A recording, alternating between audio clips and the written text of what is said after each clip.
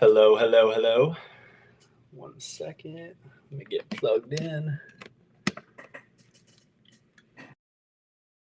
I'm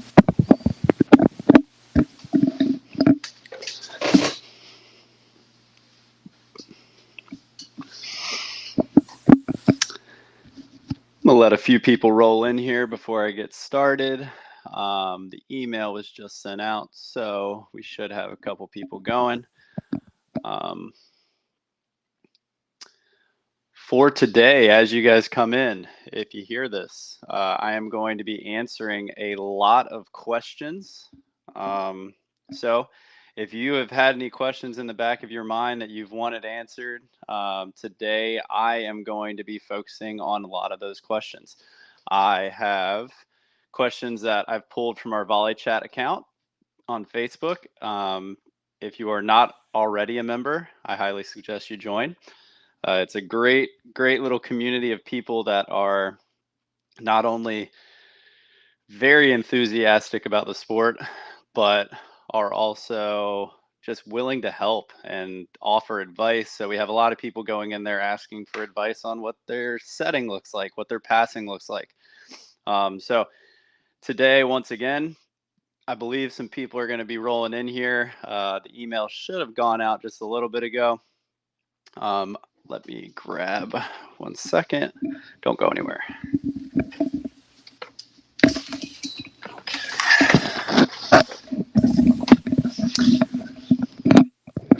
All right. Okay, we're going to go ahead and get started. Welcome to the Better Beach podcast. My name is Brandon Joyner. It is just going to be me today. Unfortunately, my best bud, my counterpart, my guy is with his wife once again, reconnected after a couple weeks away from each other. And he is traveling across country. The reason he is traveling across country is because we have some events coming up that kind of make sense for Mark to kind of stay on the road. So some of those events that you can look forward to are we have our clinic coming up in the Ozarks this next weekend. We still have some space available. So if you are interested in joining us for our clinic in Ozark, Missouri, please shoot us an email or head to betteratbeach.com/clinics. You should be able to go down and find the sign up for that. Other than that, we also have our camp coming up, which if you have never been to one of our 7-day vacation camps, they are awesome. Right now, we are running them at Postcard Inn in St. Pete Beach. It is a beautiful location. It is right on the sand. We literally walk out of our doors onto the beach that we play on. And it's just a really fun town, really fun community. We go out to dinner every single night. Our coaching staff for this round, we haven't completely announced yet, but it is on fire. The amount of high level coaches that we're bringing to this camp is amazing, and I think that that's kind of what sets us apart from a lot of the other clinics or camps that you might have been a part of, is that we truly do try to maintain a ratio of 1 to 8 with our players when we do these week-long camps. We know that it's a lot of time for you to give up. We know that in order to get better, you have to have someone looking at you constantly, and we take that seriously. So we have, I think, 12 total coaches coming with us for our camp in St. Pete. And once again, that is completely sold out. So we're at the point now where if you're on the wait list, you can shoot us an email one more time. And if a spot opens up late, we might be able to squeeze you in, but nothing as of now. And then whenever we are moving forward, we're probably going to be coming out with some more dates for summer camps. Make sure you keep an eye out for those, because right now, especially when people are looking to sign up for clinics and camps, they do fill up quite quickly. So if you want to join our newsletter, shoot us an email at support@betterbeach.com. and we'll get you on that.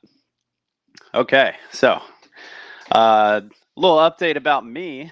I think a lot of you guys know I was currently, or the last 75 days, I was doing a little self discipline challenge called 75 Hard. I was able to complete it. I feel great. I'm still thinking about how I want to promote it, how I want to talk about it. But as of right now, I'm just happy that I was able to last. I was able to get my mind in the right direction and feeling healthy. So, if you have any questions about what that looked like for me, please go ahead and shoot me a DM, shoot me an email. My Instagram is joybeachpv. I will gladly talk to you guys about that. But today I am answering questions. Um, our our Facebook group that we have, VolleyChat, is amazing. It provides people a platform to go on there and talk beach volleyball. And one of the things that happens quite often on this page is that people go onto this page and ask questions. And these questions are amazing. We use them a lot to create our videos. So if you have a question and you are not already on or a member of our Volley Chat group on Facebook, please join. We are constantly looking at it. We love it when people ask questions. We love it when people engage. Um, and like I said, it really does. It gives us a lot of ideas on what topics we should talk about for this podcast. It gives us a lot of ideas of what we should be focusing on for our YouTube videos, which we know a lot of you guys love and watch. And we appreciate you guys tuning in every single week, subscribing to our channel, sharing it with your friends. Um, so our way of kind of giving back to you guys as much as we can without getting to see you in person is we just try to answer as many of your questions as we can. So those of you that ask questions on a regular basis, or you tend to add to the conversation, we really try to answer those questions and make you feel like you're involved. And that's a really easy way for us to do that. So today my plan is I'm going to be on here for about 45 minutes. So a little bit of a shorter session, but I have 5 questions that I've pulled from our VolleyChat account that I thought were really good questions. And as I'm going, if you guys have any questions yourselves, just go ahead and put them in the chat and I'll answer as many as I can.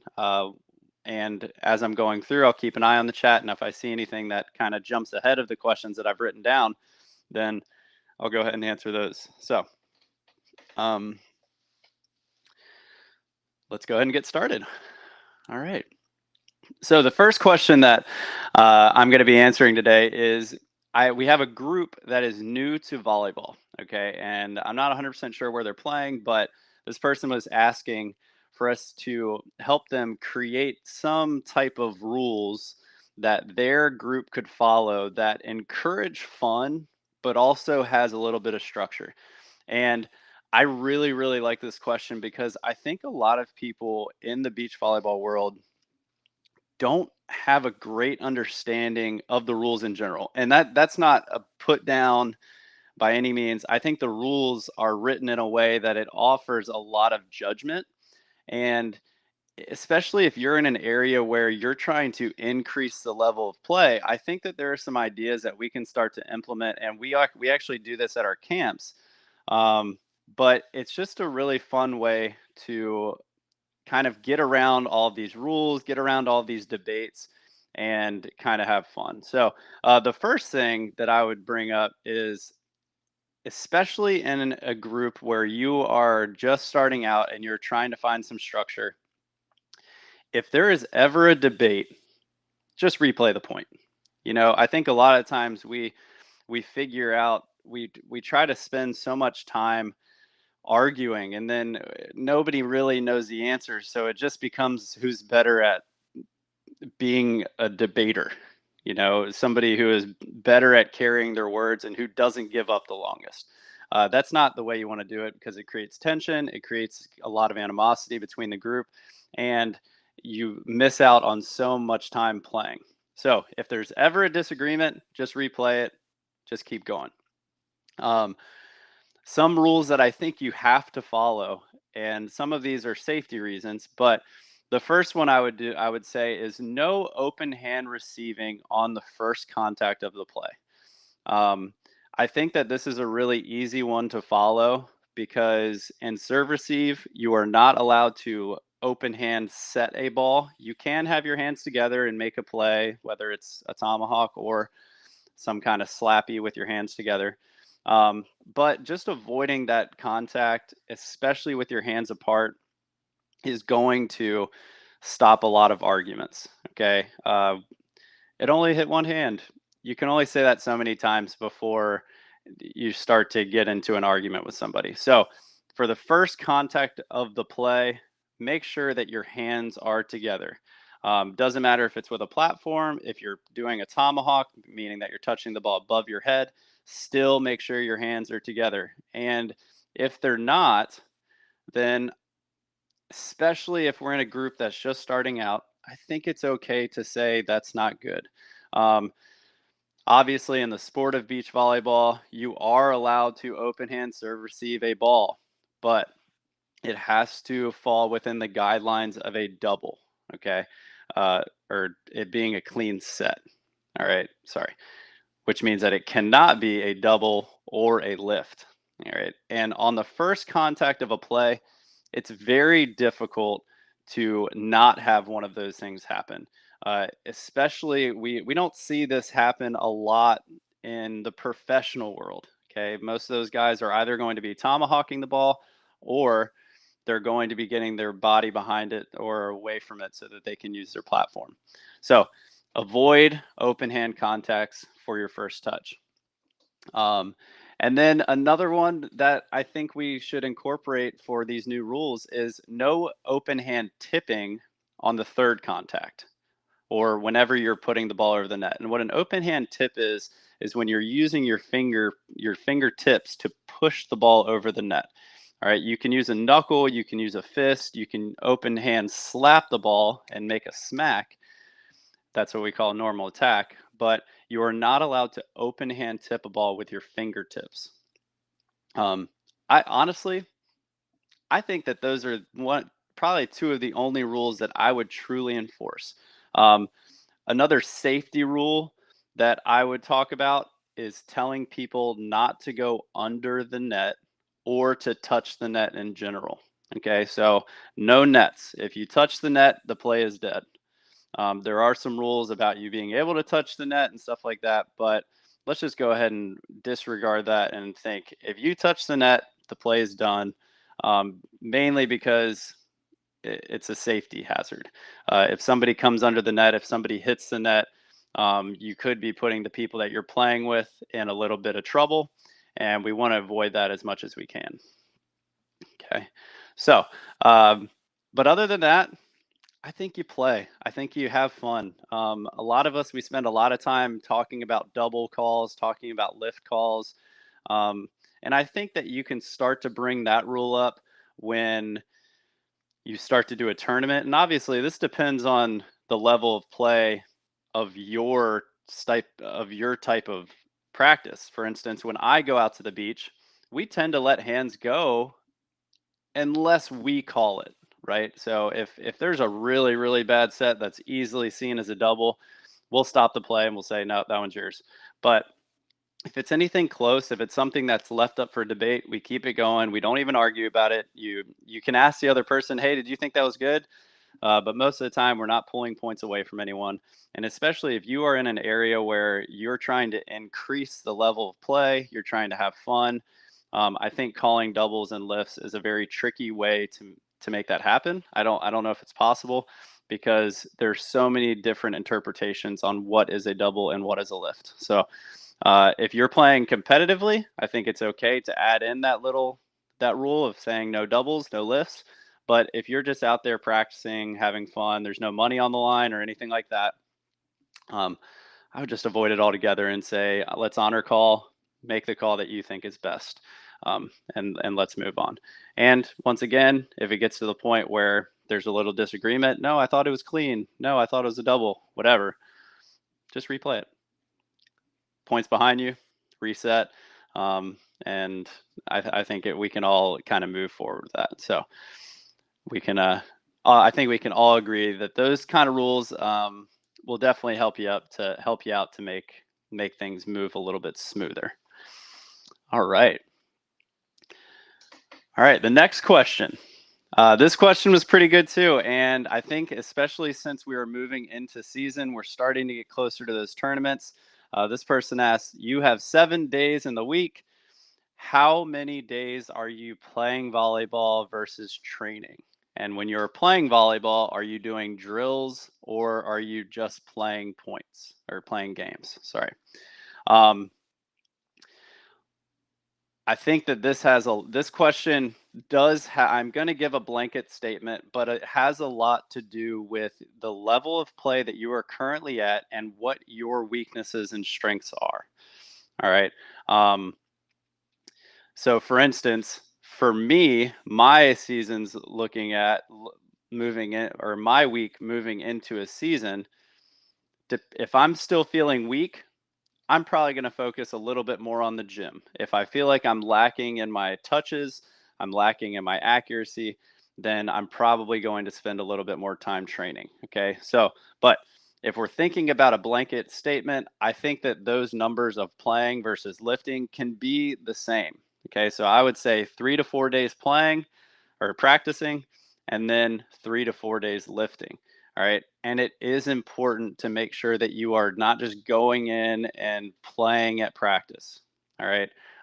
Personally, for me, I think that ratio should be anywhere from 2 to 1 to 3 to 1 for drills to gameplay. So I think at most professional practices, unless it is deemed a competitive day, we're showing up and for every 3 skill type drills that we're doing, then we're doing 1 gameplay like drill.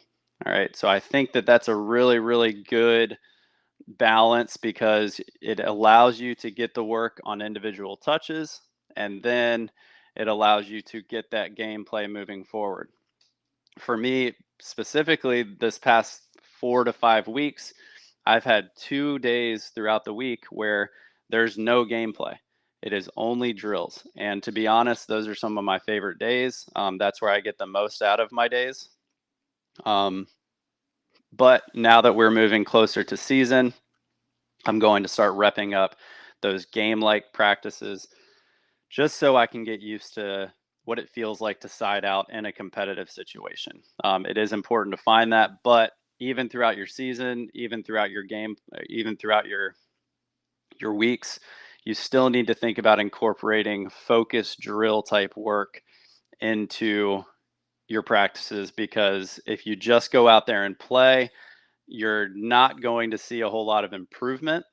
You're going to get in great shape. You're going to feel like you're moving very well, but your accuracy and your fundamentals are not going to have a huge change. Okay. So if you're lacking cardio and you just need to be in better shape, then you might be able to go out there and gameplay.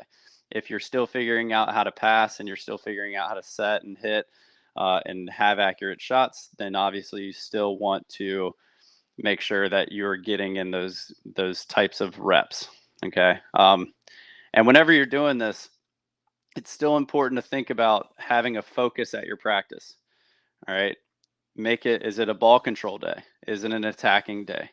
Is it a defense day? Whatever it is, make sure that you're going into it like that so that you can think about what types of drills you want to incorporate. And if you are looking for types of drills that you can do, if you want to incorporate this type of balance, then you can. I think we have 1 second. Oh, yep. So here we have our 50 beach volleyball practice plans.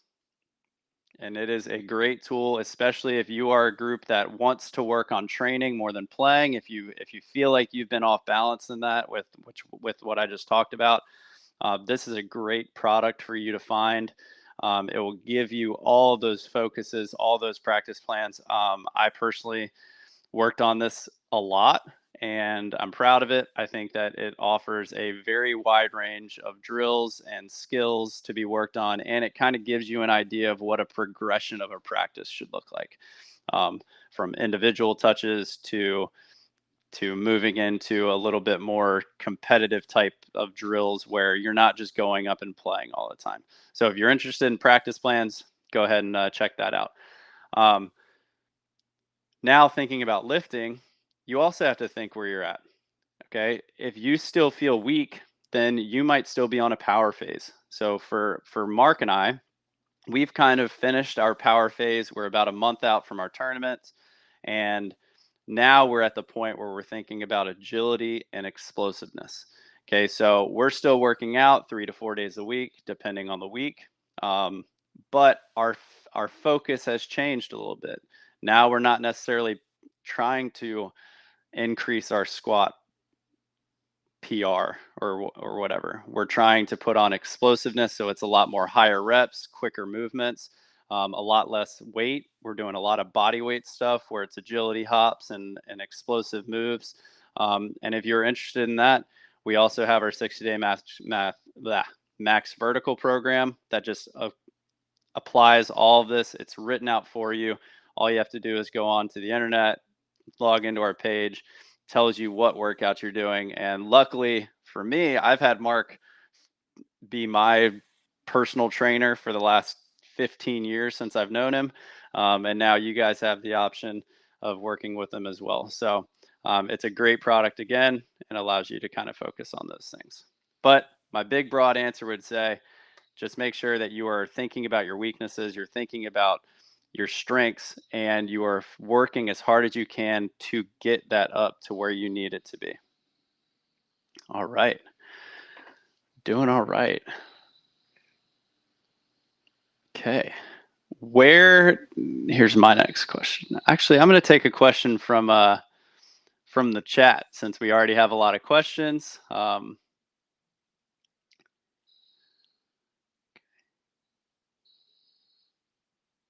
Desiree, I don't know if I'm seeing your full question.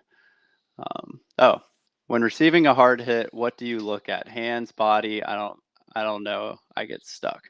Okay, so one of the questions we have on the chat right now is from Desiree. Really good question. When you're receiving a hit from the attacker, what are you looking at? And Mark has spoken about this quite a bit, and I personally have been focusing a little bit more on my defense this off season. Mainly, it just kind of happened because I was playing with a lot of defenders. But whenever we're thinking about what that hard hit is, what you're looking at when that person's hitting the ball is, I think there's two things that we can look at. The first thing we have to look at is what does the speed of their approach look like? Okay. Uh, People are really, it's really hard for people to not show if they're hitting hard or if they're shooting. If they're able to hold very long and try to make things very deceptive, then obviously this doesn't work as much. But if we're thinking about what should we be looking at, the first thing is what is the speed of their approach? If they're going in slow, more than likely they're not going to be hitting hard. So you're starting to think about what is their momentum? Where's their momentum carrying them? Because more than likely their momentum is going to tell you where they're going to be shooting the ball. Okay.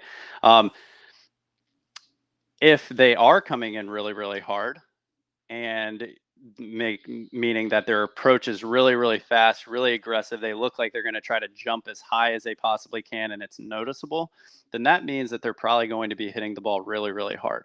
And what we need to do there is we just need to place ourselves in that open alley outside the blocker where their arm swing is going. Okay. And the way that you can understand where their arm swing is going, and I think this is kind of where Desiree was talking about, is we need to be looking at their hitting window.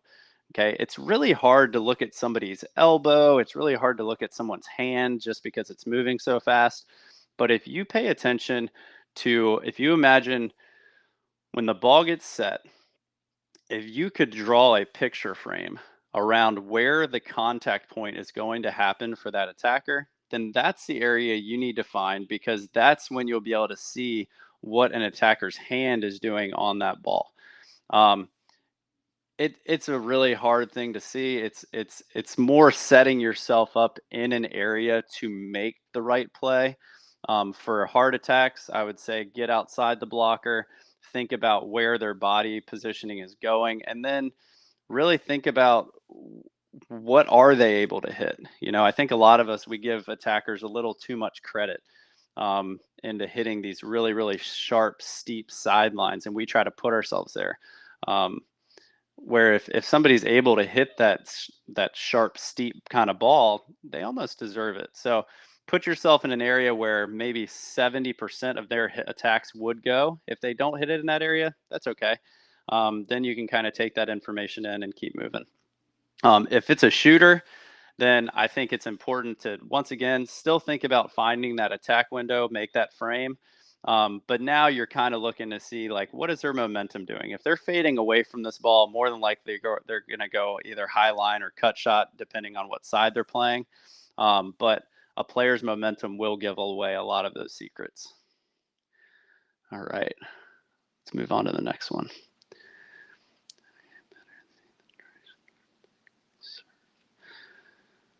Okay, and then the next question right after that, a lot of questions about reading attackers.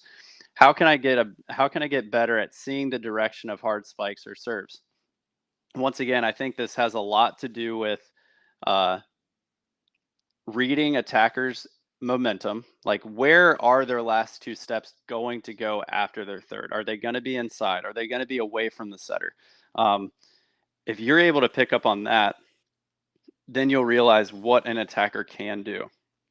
Because let's say I'm playing on the left side of the court and my setter sets the ball too far outside of me, it's going to be really hard for me to lean to my left and then hit a really hard shot back to my right. Okay. And the cut shot idea is almost completely out the window.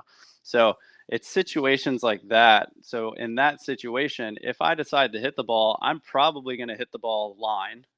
And if I shoot the ball, I'm probably going to shoot the ball line.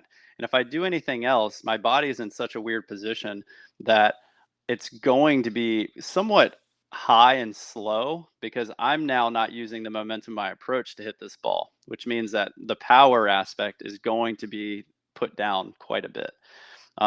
So I think a lot of it has to go into just reading the momentum of the player. I think for lower level players, if you're a beginner or an intermediate, depending on where you're from, follow the ball. If the ball seems to get set too far outside of a player, follow them. Keep it going. More than likely, they're going to hit where that ball is. If I'm on the left side and I get set too far inside, there's a good chance that I'm going to continue at cross. If I get set too far outside, there's a good chance that I'm going to continue at line, because that's my easiest hit. And a lot of times people just perform the hit that is easiest to them, especially if they haven't figured out how to use their timing step and their approach to get to the ball. Okay, so keep looking at that momentum, keep following it. All right. How do you find a partner? Okay. How do you find a partner after moving to a new state? You got to get out there. You got to play. And I think this is a good question, because I think a lot of people go through it. To be honest, this is why we started our coaching here in the South Bay, is because we wanted people to have an area where they could go that was safe and welcoming, where they can meet a lot of people. And I think in the volleyball community, we're really, really lucky to have a solid group of people in every single location of the world that will welcome in new people. But all you have to do is you have to call, you have to try to get out there. If you're moving to a new area, VolleyChat on our Facebook group is a really good place to start. We have people on there all the time that are saying, "Hey, I'm going to this place next week. Does anyone on here know of any volleyball going on?" And 9.9 times out of 10, we will see posts on that thread where they are getting invited to going to play. They're told of what facilities there are. If you look up a place, whether it's a facility, whether it's indoor, whether it's beach, whatever, you just got to look for it and go. I promise you, it might be intimidating at first to show up, but the volleyball community is so amazing that you will feel welcome within minutes. And always reach out to people. Be okay with going on to Facebook groups. All right. One more, and then I'll go back to mine. What would you recommend for shoulder pain? Shoulder pain.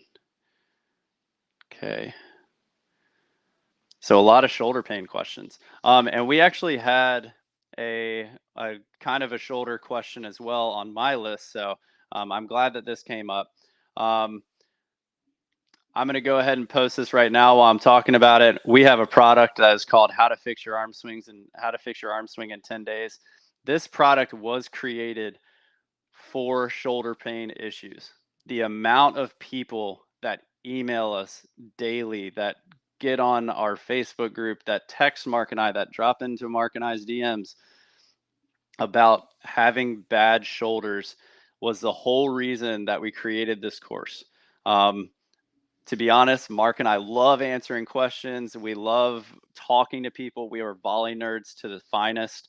But once we start answering the same question over and over again, we feel like it's our responsibility to create something that can get rid of it. A lot of the times when we are dealing with shoulder issues, it has to do with two things: a weakness or bad technique. Okay. And unfortunately, those two things tend to go hand in hand, because if you have weakness, you start to do things in a weird way that change your arm swing. Very, very quickly, this course goes into it in full depth. It gives you workouts for 10 days in a row. If you join our online version, it lasts 21 days, but it is with constant feedback. The workouts that we do on this course, I will go ahead and tell you, are I's, Y's, and T's. If you don't know what I's, Y's, and T's are, if you lay down and you put your forehead on the ground and you have your hands above your head, then you are going to raise your hands off the ground for 1 minute. Okay, once that 1 minute is done, you are going to relax. Then you are going to put your hands out like a Y. So this would be an I with your hands straight above your head, with your biceps as close to your ears as you can get. A Y is going to look like a Y, kind of like the YMCA. Same thing. Lift those arms off the ground for 1 minute and hold. Okay. With the I's and Y's, if you want a little bit more challenge, then you can grab one of those little bands. I happen to have mine right here. Okay. Make sure you go with a really light one. But as your hands are above your head, you can have tension on this, and that will allow you to strengthen your back, your shoulders, your rotator cuff, whatever. So once you go through your I's and then your Y's, I think with I's and Y's, you can use the band, or you can use a really light weight. And I'm talking like 2 pounds to 5 pounds. You'll be surprised how hard it is when you have to do it for 1 minute. Okay. Then finally, the T's. T's are, you're just going to be with your arms out to your side, so your body's making a T. And then you can do a 1 minute with your thumbs facing up. So your thumbs will be facing the sky. Remember, my forehead is on the ground. I'm pulling my arms back up to the side. And then another minute with my thumb going down. Okay. So it just activates a couple different muscles. And you can go with that. The last one is we do these wall climbers where we put our arms at 90 degrees. We have a little bit of tension away, and then you just climb up a wall, not allowing your forearms to leave the wall. Okay, so if I was going to do this, I would have my arms against a wall here. So if my TV right here was my wall, I would have my arms pressed against that wall. And then I'm slowly going to climb up that wall until my arms are all the way above my head. And then I'm going to go down, and you're going to do that for a minute as well. That should help a lot with the strengthening. Other than that, it's just really focusing on finding your arm swing and trusting yourself. Being completely honest, this happens to me almost every single year. I start practice, and within 6 weeks, my shoulder is hurting a lot. And then I watch a video and I realize that I am not performing a proper arm swing. And I have to reteach myself. I have to go into my own course that I made and watch these videos about activating my rhomboid, about pulling my arm back, about making this feel like a throwing motion. And the easiest thing that I can tell you without really giving you all the tips from our course is try to make your arm swing as natural as possible. And if you can make that arm swing feel like a throwing motion, then that will certainly help you along the way. So really focus on finding that natural throwing motion. Uh, and then once you're able to do that, you should be okay. Uh, Record yourself. There's a very, very good chance that as you're recording yourself, you'll pick up on a lot of the troubles that you're giving yourself. If you are bringing this elbow in too early and it's below your shoulder, then you are going to be causing a lot of stress on your shoulder. So, really think about what a natural throw looks like. Um, and if you focus on that throwing motion, you focus on your strength, then you should be able to kind of move forward. Um, but find your throwing motion on the ground before you start jumping.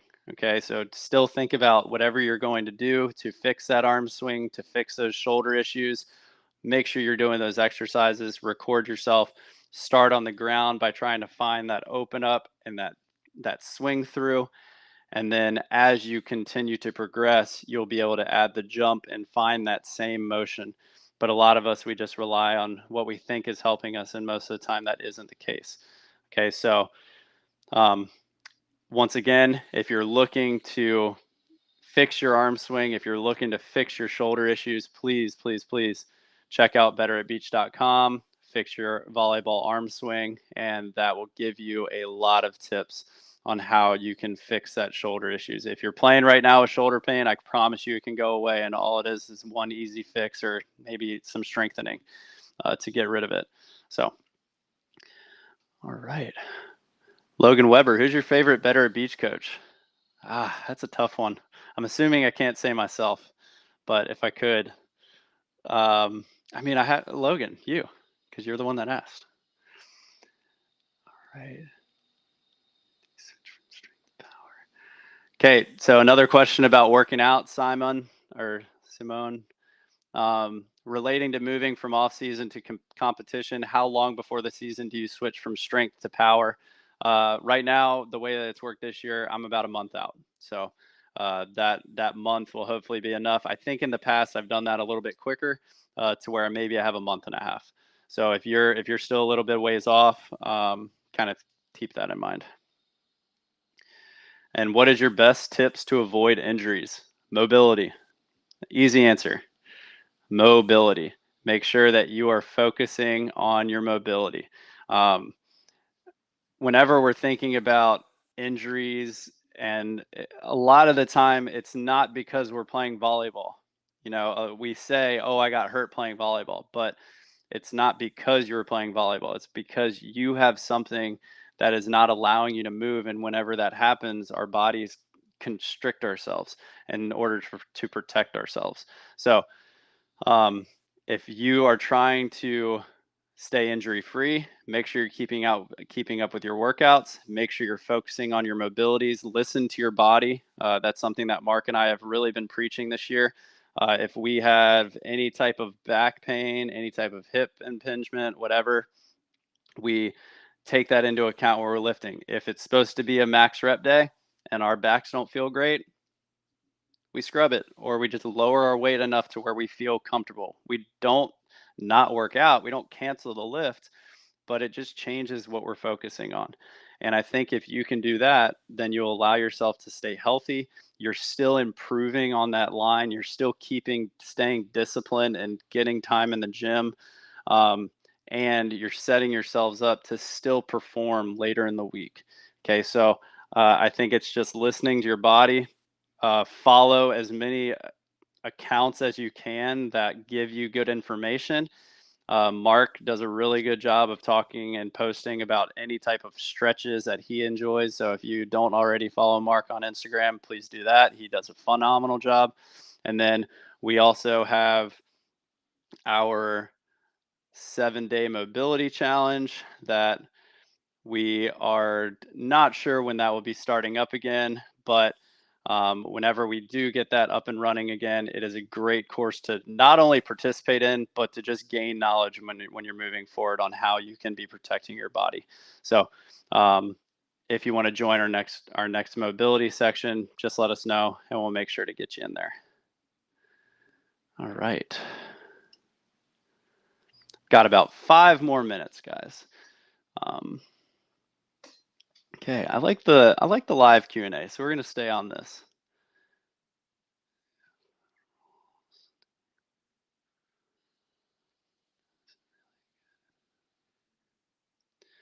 Yeah, Raul just asked if we can make a video about beginners.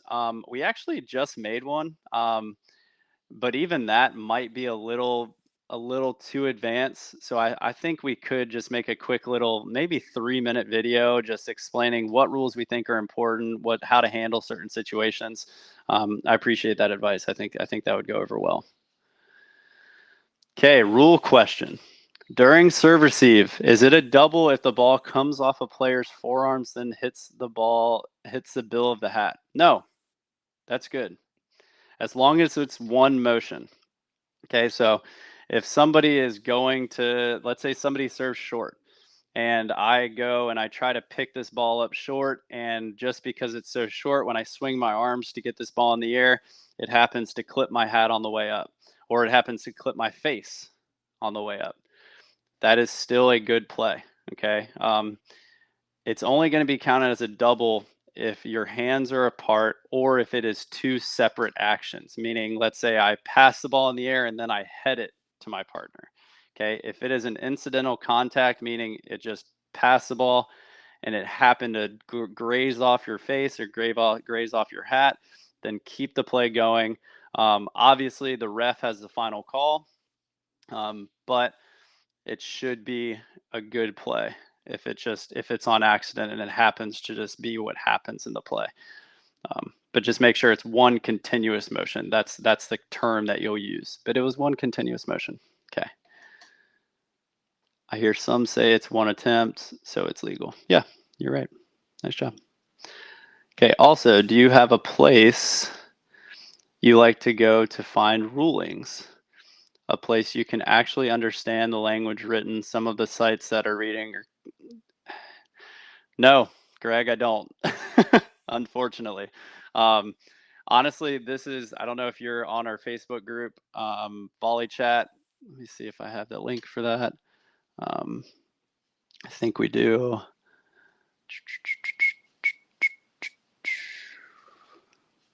But I don't see it right now. But in our VolleyChat Facebook group, so it's called VolleyChat Get Better at Beach Volleyball. We're very lucky to have a bunch of professional refs that are very willing to answer all of these questions. And the unfortunate thing about about our sport is there is a lot left up to judgment on the ref's part or what they think happened in the play. Until that changes, there's going to be this weird type of energy around the rules of beach volleyball because they can be argued. And that's a tough thing.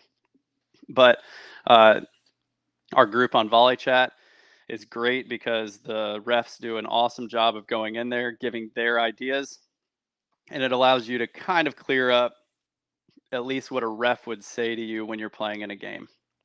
So that's kind of the best that I can do. I know that we have tried to do as much as we can as far as creating quizzes, as far as creating videos to kind of talk about these rules. So we might have already made a video about a question that you have. Just go on to our YouTube channel, search rules, and you'll be able to see a couple of the videos that we made especially about hand setting and doubles, open hand contacts, serve, receive, everything like that. We've touched on a lot of that stuff. Okay. Mark, what are the best drills? So I'm going to do 3 more questions and then I'm done. Mark, what are the best drills to improve serve receive? Specifically quickness of feet. So I already taught. I think I mentioned to you last time about our six-legged monster. I really like that drill. I know I've probably told you about it before, Mark, because you're on here consistently. Thanks for coming again. Um, Another drill that I really like, which incorporates um, a free ball pass movement with a serve receive pass, and we're actually doing this at our practice today, is there will be a person in the court that is standing at the net with a ball. Okay. There is also going to be a person on the opposite service line that's going to be serving. So if you can kind of see, we have a server, we have a person at the net with a ball, and now we need a passer in front of that server across the net. Okay. Um, and what's going to happen is the person that has the ball at the net is going to slap the ball and toss the ball into the middle of the court, uh, about serve receive depth. That passer will shuffle to that sideline, or sorry, that passer will shuffle to the middle of the court and pass that ball back to the person who tossed it. Once they have passed that ball, then the server has to serve their half of the court, making them have to adjust after that first pass, relocate and track that ball coming over the net, and then use proper shuffling footwork to get to the next ball. It's obviously a pretty chaotic drill for that second ball that's served, but it's a really good drill to incorporate solid movements with the first pass and then finding an emergency move to find that second pass. You can do this where the person is standing in the middle of the court and making a pass, or you can have it where they're on their sideline. So now they're shuffling away from the middle of the court, making that pass, and then they have to go find that serve. And you can do this drill in a couple different ways. You can do it where there's no attack at all. You can do it where they're only attacking or when they're only attacking the ball that was served at them. So you can have a setter on that half of the court. They shuffle, they pass the ball back to that target who tossed to them. Then they shuffle away, pass that serve, and then they can side out that ball as well if you're looking to give them some attacking reps as well. Okay. You can do the same thing for short and deep serves, except now you need to make it specific on where that server has to serve the ball. So for instance, if I toss the ball deep, then maybe the server has to serve the ball short. Okay, so those can kind of incorporate together, but you have to make it a little bit more planned out so that the passer has a decent idea where they're going. And it's okay for the passer to know, because for this question, Mark, you're trying to improve muscle memory. You're not trying to improve quickness. The quickness will come with the muscle memory, but people don't understand what their bodies are supposed to be doing. That's why it's slow, because they're still trying to comprehend. Um, I I played with a guy in college. He's one of my best friends, Javier Perez, and he was Puerto Rican. And when he came to the U.S., or when he came to college, he spoke very good English, but he used to tell me that it takes him longer to talk to people because he would have to translate in his head what it was in Spanish and then to English, and then he would say it. So it would just take him a long time. And it's the same thing when we're thinking about passing. We just don't know how to move yet. And that's why it's taking us a long time. It's not necessarily that we're slow. It's just that we don't have the right movements down in our muscle memory to make that move quick. So get the footwork down, and then that will increase their speed. And it might be a strength thing too, but that's another conversation. Okay. Got 2 more minutes. Trying to do 3 to 4 times a week each, so it's okay to do them both on the same days, or better to space it out throughout the week. So this is a question that's kind of related to what we talked about earlier. So for preseason training and workout earlier, you mentioned trying to do 3 to 4 times a week each. So it's okay to do them both on the same days, or it's better to space it out throughout the week. It's 100% okay to do them on the same days.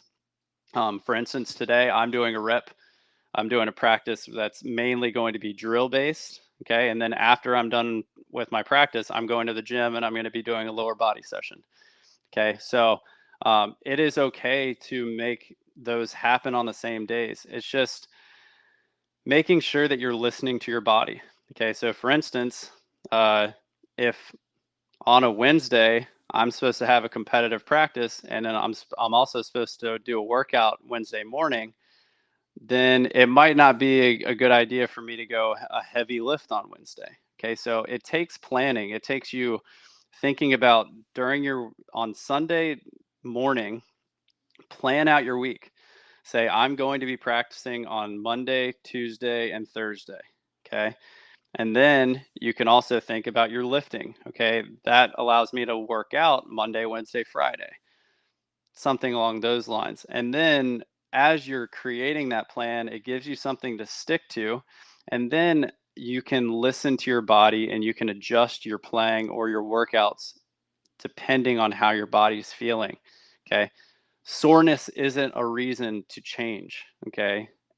Little nagging injuries or feeling a little, I might have done something to my back or my hips feeling a little funky. Tell your trainer or do some type of mobility exercise before you go to the gym, but listen to your body. Don't push through those pains. Realize that it's okay to go lighter in the weight. It's okay to change an exercise. So instead of doing squats, maybe you're doing uh, body weight lunges or something like that. Okay, so just think about that. But yes, it's completely okay to do them on the same days. You just got to make sure that I wouldn't do it all week. I wouldn't say I'm going to train Monday, Tuesday, Thursday, and so I'm going to work out Monday, Tuesday, Thursday. Um, I think you just plan it out around your week. Try to space them out if you can. Just allows for a little bit more recovery. And but if you're pushed and you have a full-time job, then just fit whatever you can in. All right. Last question.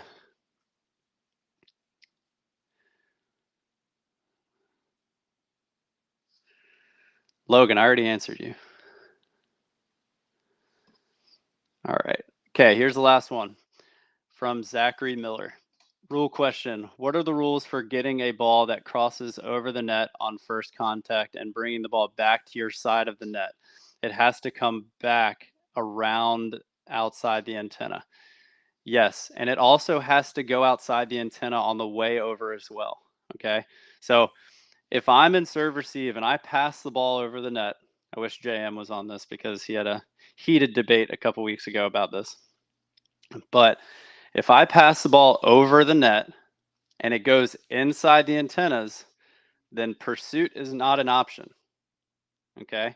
First, you need to look at the rules of your tournament and see if pursuit is even allowed. Because sometimes, like, especially if tournaments have multiple poles everywhere and courts are really close to each other because they have to fit a lot of tournaments or a lot of games in the day, then sometimes tournaments will say there's no pursuit because it's just a safety issue. But if there is pursuit allowed, then the rule is that my pass has to leave the court outside of the antennas.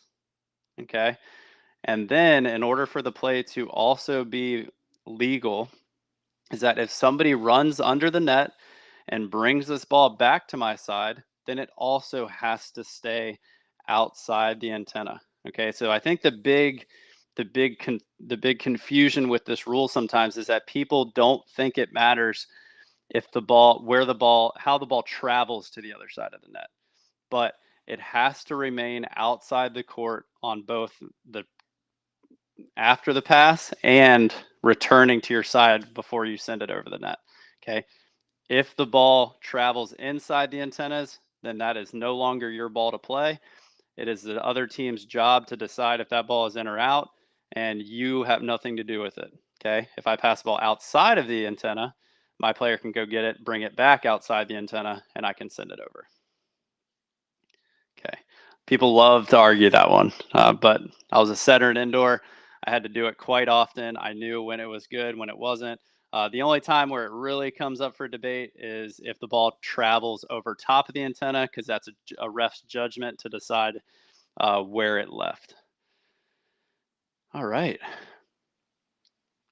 Okay. I think that's all the questions I have time for today. Went a little over. You guys, and this is a good example that if you guys ask us questions, if you put the questions in those comments, if you put questions on our group VolleyChat, If you write on our YouTube videos and ask questions, we take those into account. We love talking volleyball just as much as you guys like asking about it.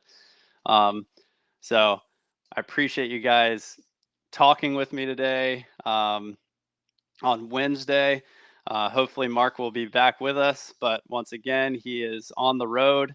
He is traveling to our camp in Ozark, Missouri. That will happen this weekend. If you are interested in joining, we still have spaces available. So make sure you guys join up on that. And then keep an eye out for our camps. We're going to be down in April, St. Pete, first week of April. We might have some day passes available. So if you're from that area, if you're local to St. Pete Beach, Tampa area, and you are interested in joining us for a day, go ahead and shoot me an email. My email is pretty simple, brandon@betteratbeach.com. And I can put you on a list. We already have a list of like 10 or so people that are interested in are interested in day passes. And usually we can accompany a couple of you guys. It just depends on number and court placement. So just hit us up and we'll make it happen. Other than that, please keep all of our coaches, just keep thinking about us, keep motivating us. When you guys get out here and ask us questions, it motivates us to get out on the court and train and play hard. And we have a lot of tournaments coming up. I know our first domestic tournament is going to be at Panama City Beach the second weekend of April, and a lot of us are playing in that. So hopefully we can get some live streams, we can get some fans there in person, and we can have a little bit of fun. And also Logan Weber, who's been on our chat today, big congrats to him. He got to play in a Challengers tournament on the World Tour. Unfortunate loss in the qualification round, but it's good to see people that are working with us and spreading the game, getting out there and competing at a really high level. So we're happy for you, Logan. We appreciate you being a part of our squad, and Logan will also be there the first week of April. So if you're coming, you can ask him all the questions about that. But I got to run to practice. Once again, it was a pleasure getting to talk to you guys. I appreciate you guys tuning in. And as always, we'll see you on the sand. Have a good week, guys.